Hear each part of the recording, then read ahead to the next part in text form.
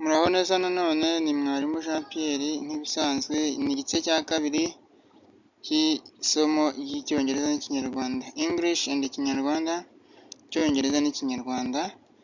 Ubushize twabonye byinshi bitandukanye, amazina n'uburyo asobanuye mu Kinyarwanda.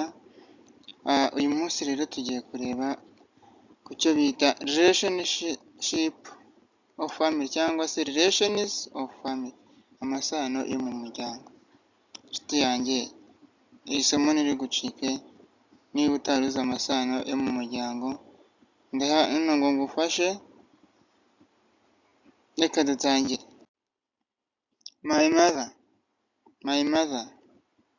mama wanjye, my father, papa wanjye, my father, papa wanjye. Aunt, masenge,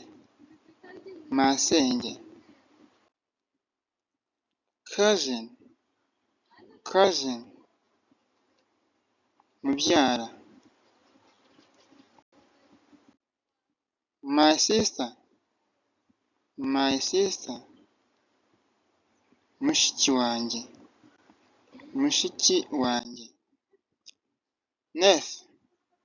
Niece, umwishywa. My brother, musaza wanjye. Grandmother, nyogokuru. Grandfather, sogokuru. Big brother, big sister, mukuru wanjye w'igitsina gabo cyangwa mukuru wanjye w'igitsina gore. Big brother ni igitsina gabo, big sister ni igitsina gore. Little brother or little sister, murumuna wanjye gabo, murumuna wanjye gore.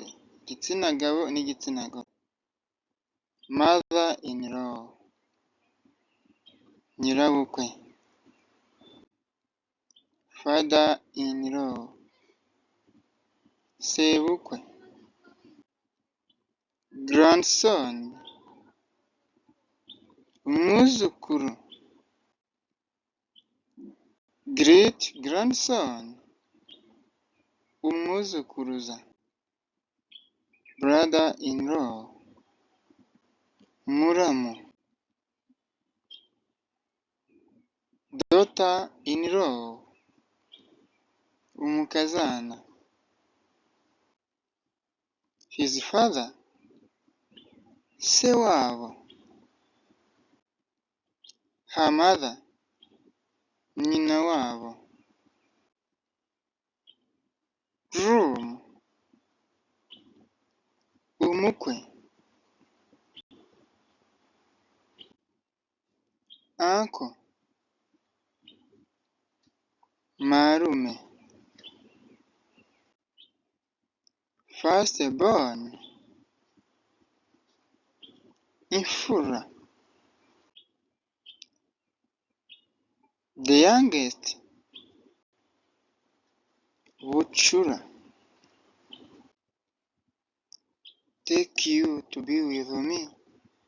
May God bless you. See you next lesson.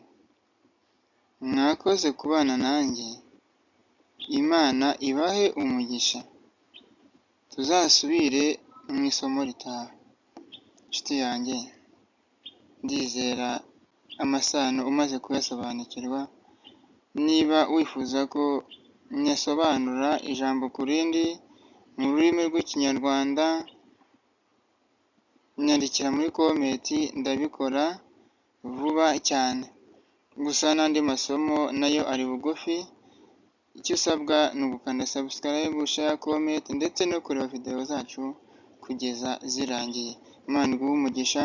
ndagukunda cyane, wowe ufashe umwanya wawe ukumva ukigana nanjye ndetse ukanasapotinga mu buryo butandukanye, yaba ari subscribe, share cyangwa comment. Imana iguhe umugisha. Bye bye.